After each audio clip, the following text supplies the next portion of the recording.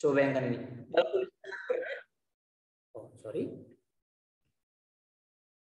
Got it? Oke. Dalam kondisi yang sangat berat dalam kehidupannya, karena dia mampu mengutarakan rasa syukurnya, dia bisa menahan depresi selama 6 bulan. Ini menarik ya. Sampai sejauh itu dampak mengucap syukur.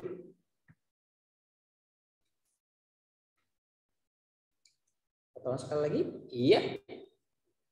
Bapak saudara, bagaimana kita bersyukur dalam kehidupan kita? Di dalam artikel itu menyimpulkan bahwa rasa syukur adalah kemampuan diri untuk mengalihkan perhatian kepada hal-hal positif ketika kita sedang menghadapi situasi-situasi negatif. Lebih kayak positive thinking ya maksudnya. Nah, kita bisa melihat ini, kemampuan diri untuk mengalihkan perhatian kepada hal-hal positif. Kita sadar sebagai orang percaya, kemampuan ini tidak muncul tiba-tiba.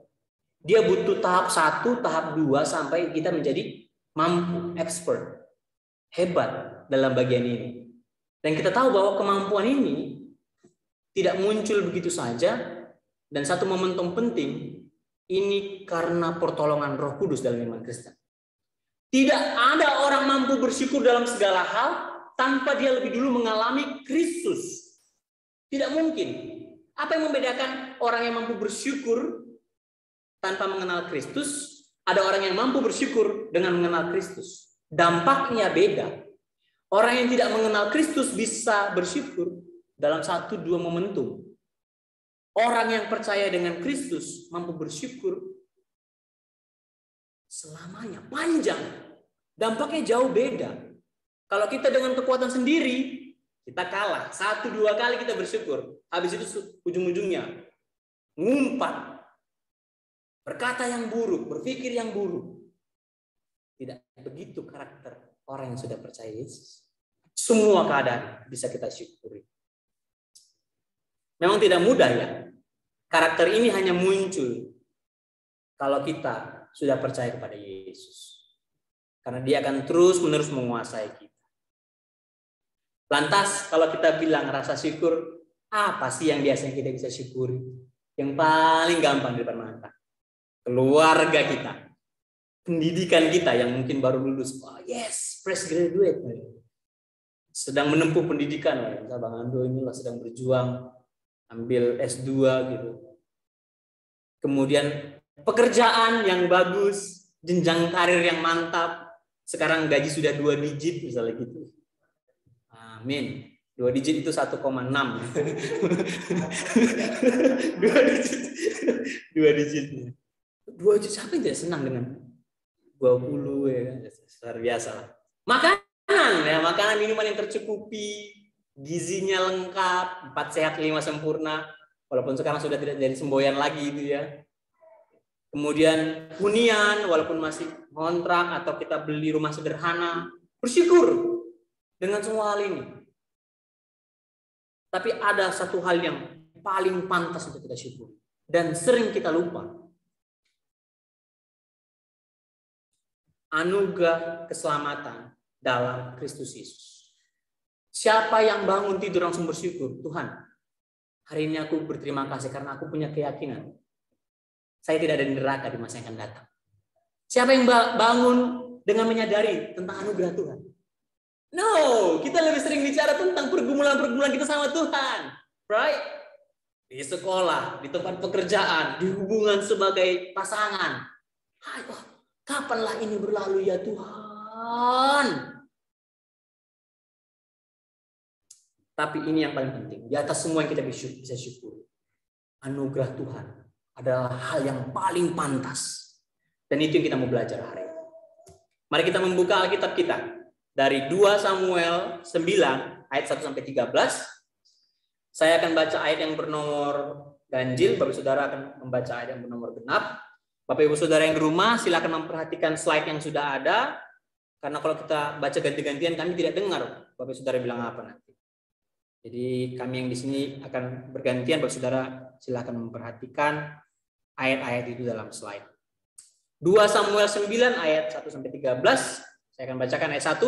Berkatalah Daud, masih adakah orang yang tinggal dari keluarga Saul? Maka aku akan menunjukkan kasihku kepadanya oleh karena Yonatan.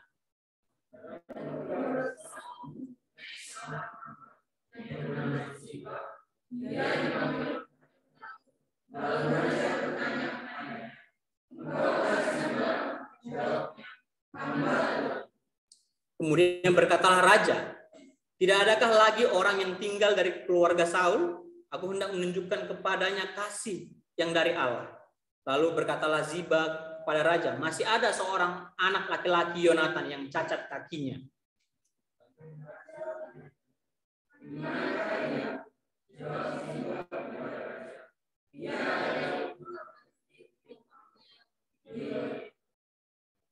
Sesudah itu Raja Daud menyuruh mengambil dia dari rumah Makir bin Amel dari Lodebar.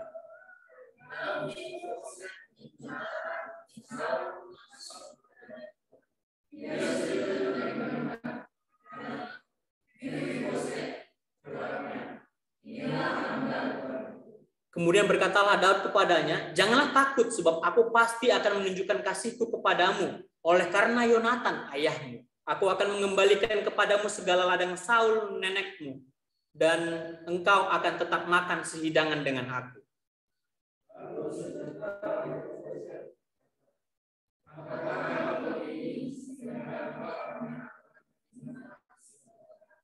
Lalu raja memanggil Ziba, hamba Saul itu, dan berkata kepadanya, segala sesuatu yang adalah milik Saul dan milik seluruh keluarganya kuberikan kepada cucu tuanmu itu.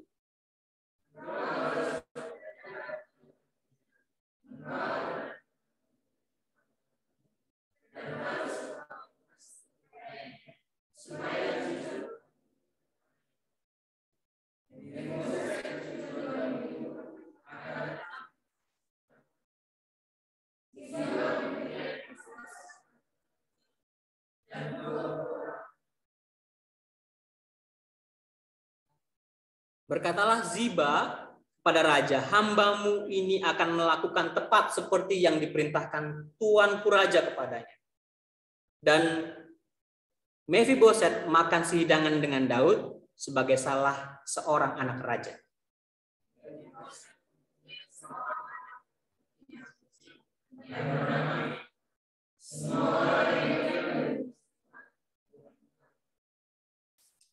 Demikianlah Mephiboset diam di Yerusalem sebab ia tetap makan sehidangan dengan raja. Adapun kedua kakinya timpang. Baik saudara, Alkisah dulu dalam perjanjian lama ada seorang namanya Mephiboset.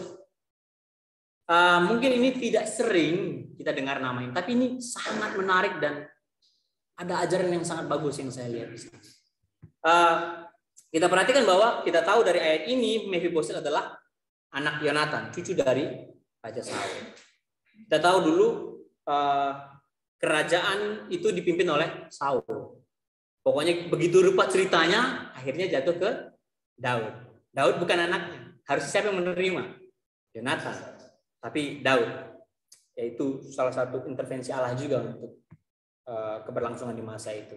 Kemudian ketika Daud menjadi raja, sebelum itu dia tahu ya, kalau Daud ini punya hubungan yang sangat dekat dengan Yonatan, sahabatnya ya. Sangat dekat sekali. Dan lahirlah anak ini ya, nanti kita baca peristiwanya kenapa dia bisa begini. Kakinya cacat. Saya minta tolong satu orang untuk membuka 2 Samuel 4 ayat 4. Dan membacakannya untuk kita.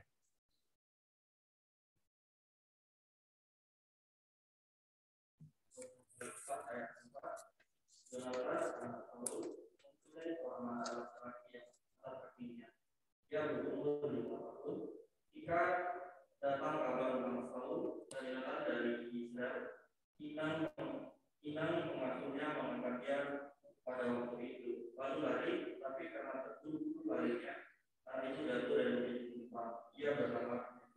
Iya, jadi babysitternya si Mephiboset ini gendong dia lari ya. Ini karena ada situasi yang sangat bikin panik waktu itu. Lari mau menyelamatkan si Mephiboset, jatuh, patah kakinya.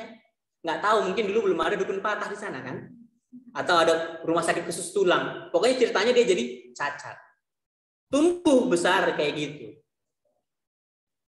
Dan di pasal 9 tadi, ayat yang 9 ayat yang ketiga,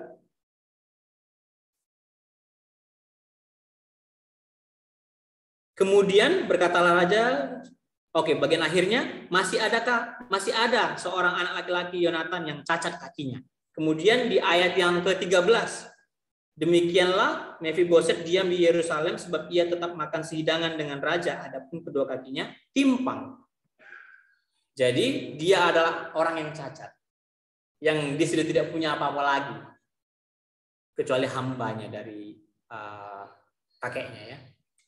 Oke, kemudian apa yang diterima Mefiboset dari Daud? Ayat yang ke-7 dia dibilang bahwa dia menerima kembali semua ladang yang dimiliki oleh Saul.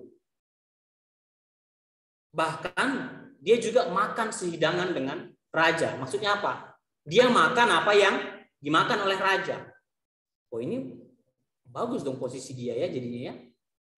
Kemudian ladangnya itu dia nggak ngurus sendiri udah karena bapak itu cacat kan. Tapi dia punya hamba. Ini menarik ya, nggak tahu kayak mana masih ada hambanya. Si Ziba ini ya.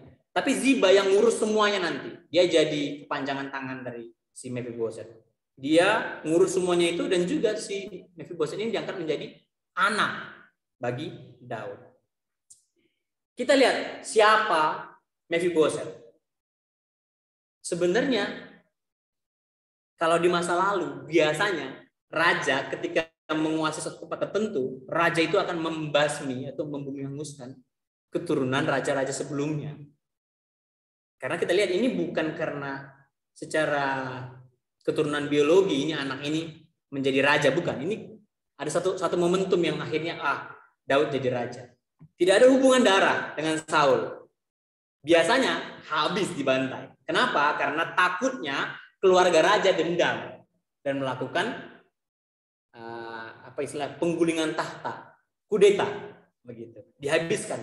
Tapi Daud tidak melakukan itu kepada keturunan Saul, bukan karena dia hubungan baik dengan Saul. Ini lebih karena dia sangat mengasihi Yonatan. Akhirnya karena Daud mengasihi Yonatan lah Mefiboset menerima semua hal baik itu. Ini sangat berkaitan erat dengan kehidupan kita, saudara.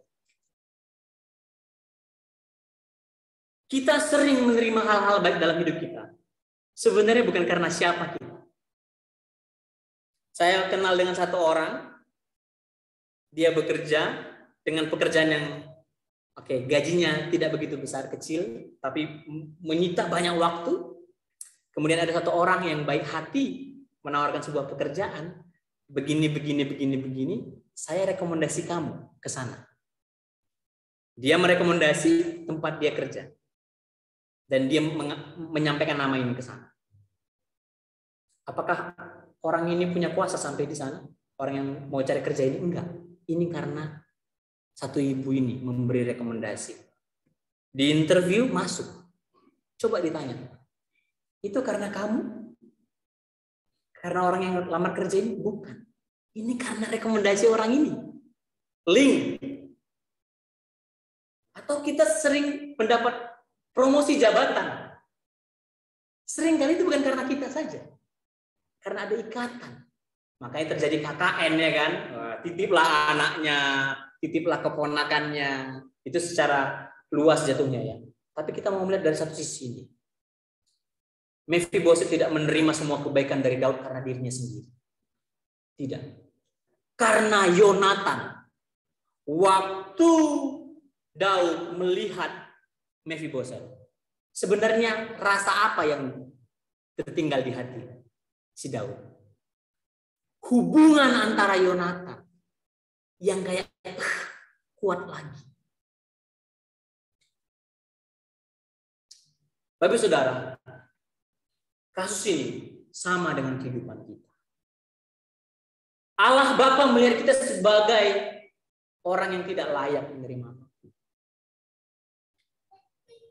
Tapi Efesus 1 ayat 4 berkata, sebab di dalam Dia Allah telah memilih kita sebelum dunia dijadikan supaya kita kudus dan tak bercacat di hadapan Dia. Bapak Saudara masih mengingat khotbah Pak Ando beberapa waktu yang lalu tentang doktrin keselamatan, pemilihan Tuhan atas orang-orang percaya. Saya percaya ini juga. Memang ada sebagian orang tertentu yang dipilih secara khusus bagi panggilan ini dan menjadi umatnya. Tapi kebanyakan di masa sekarang, saudara dipilih bukan karena saudara. Saudara dipilih karena Kristus yang saudara percaya. Ketika kita beriman kepada Yesus, menerima bahwa kematiannya adalah satu-satunya jalan menuju surga, kita itu seperti diserap masuk ke dalam Kristus. Jadi waktu kita berhadapan dengan Allah Bapa, yang dilihat bukan kita, tapi Kristus. Selubung kekudusannya yang menutupi kita, itulah yang dilihat Allah Bapa. It's not about you. No, you're nothing. Bukan siapa-siapa. Karena Kristuslah kita dipandang layak ke sana. Perbuatan baikmu, kesalehanmu, omong kosong. Siapa sebenarnya kita tanpa Kristus? Kotor, sekotor-kotornya. Mau cara apa kita membersihkan kita dari segala dosa-dosa kita? Tidak ada. Kita cacat. Kita tidak sempurna. Kita tidak menjalankan hidup seperti Allah rancangkan. Tidak ada. Tidak berharga ya. Sekarang mah sampah masih bisa didaur ulang, ada harganya.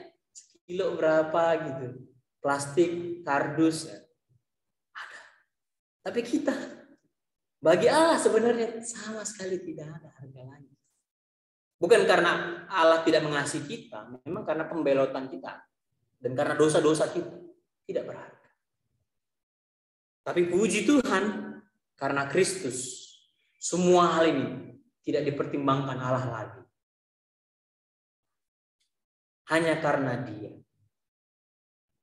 Lantas, dengan semua hal itu, saudara, masihkah kita tidak mampu bersyukur kepada Tuhan?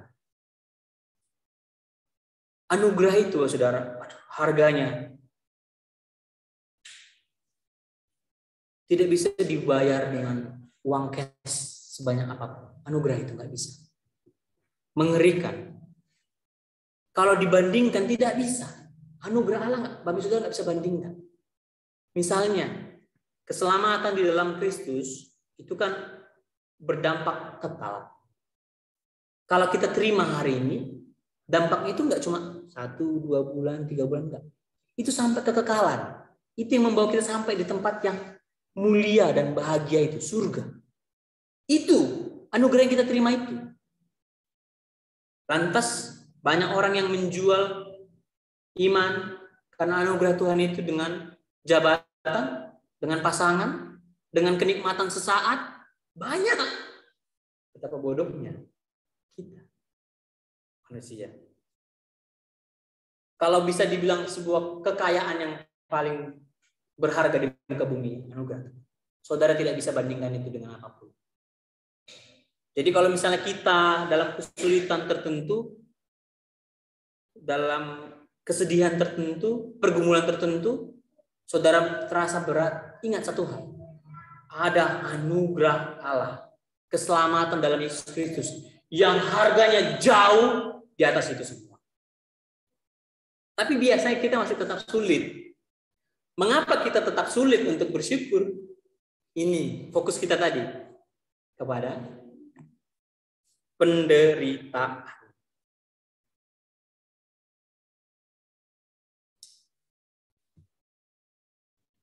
Penderitaan memang ini sangat subjektif.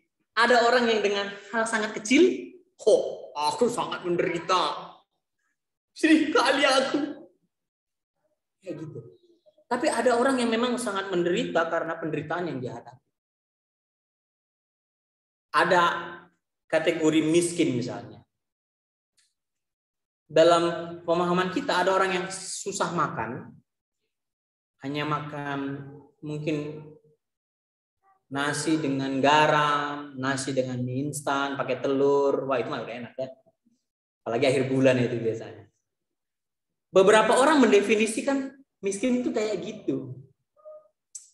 Tapi Alkitab pernah mencatat ada miskin yang sampai mau makan pun nggak tahu, nggak bisa. Betapa menderitanya kehidupan itu.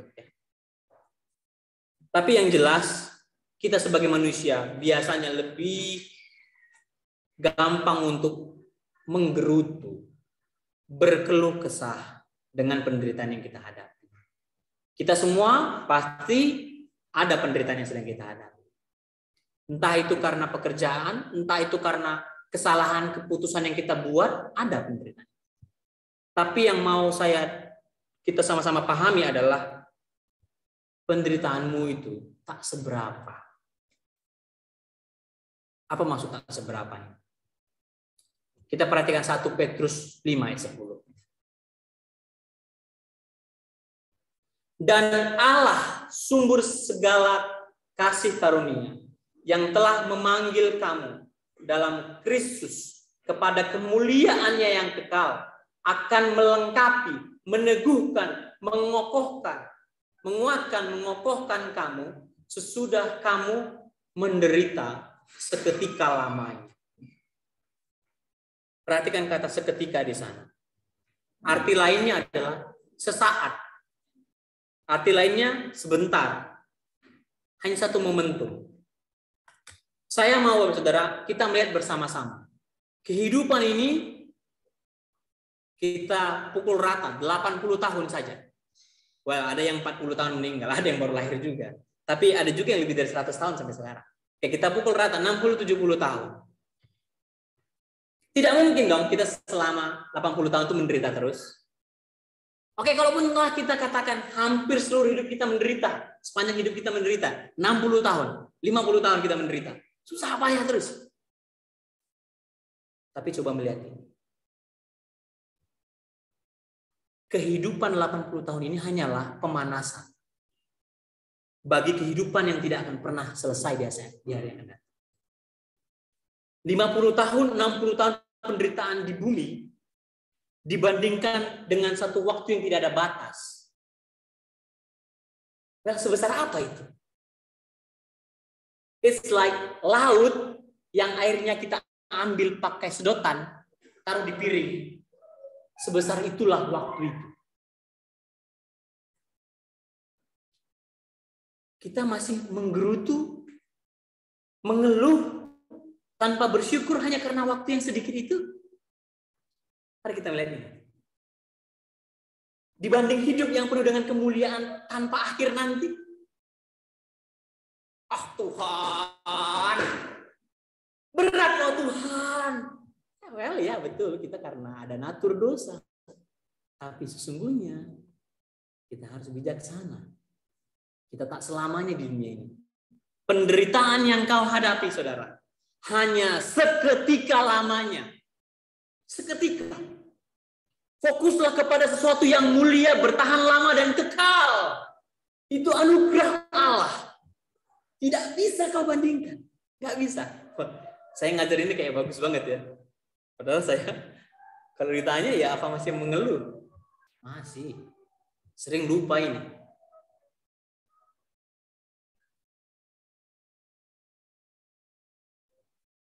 Apa hubungannya antara anugerah Tuhan dengan bersyukur?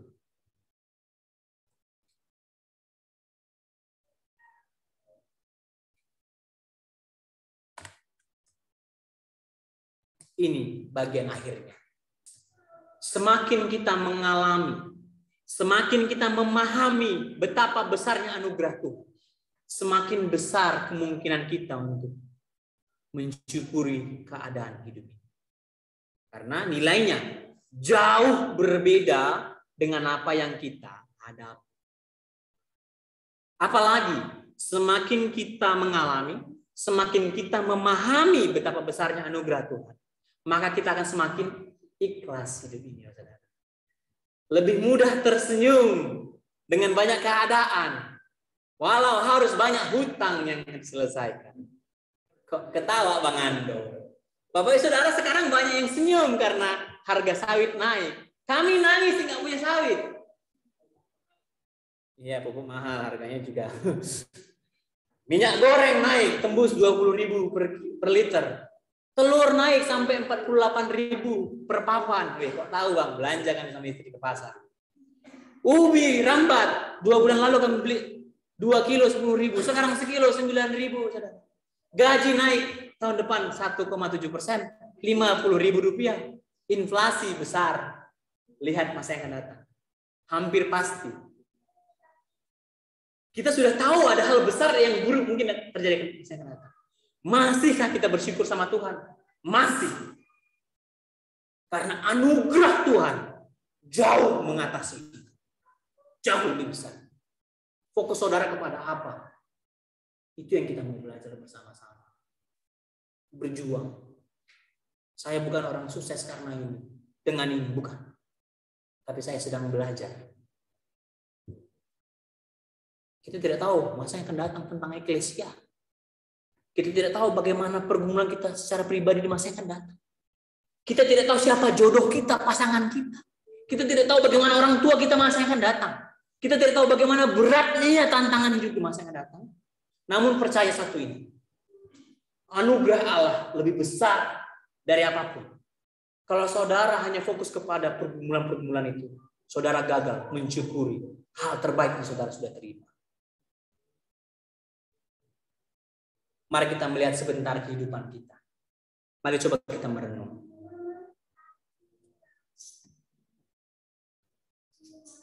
Coba menilai sampai kedalaman diri kita. Tuhan, sudahkah aku bersyukur atas apa yang Tuhan sudah kerjakan?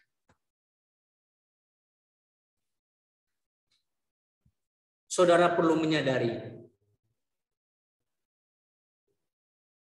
kita sama sekali tidak layak terima anugerah.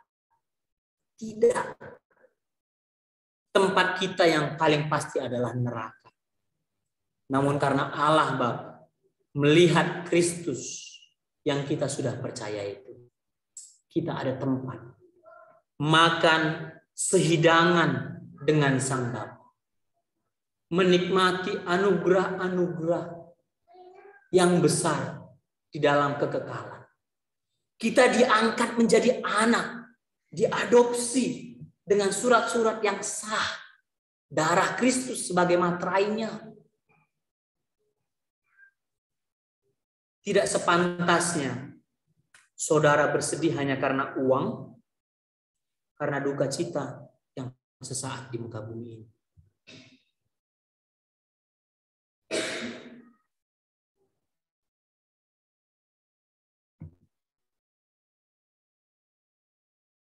Tuhan, sebelum kami mengingat siapa diri kami di dalam Engkau, Yesus Kristus, kami mungkin menganggap diri kami ini seperti Mephiboset.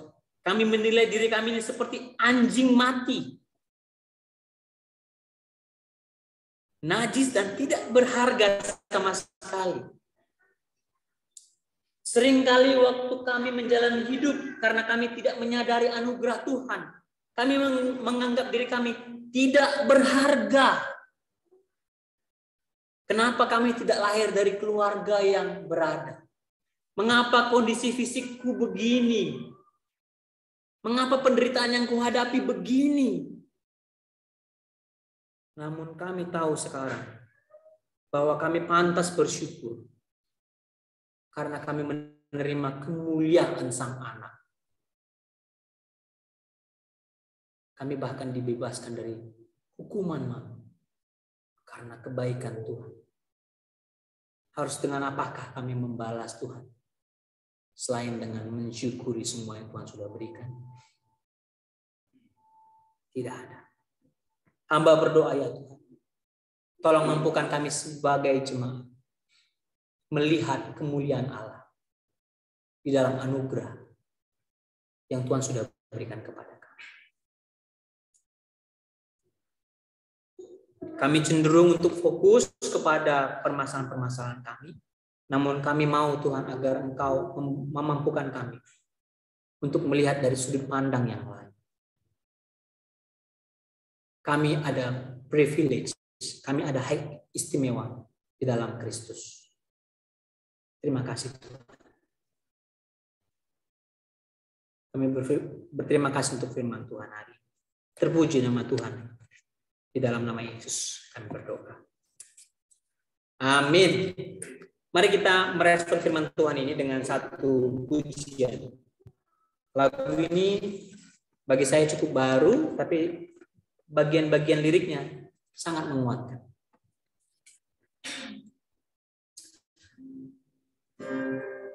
Anugerah terbesar.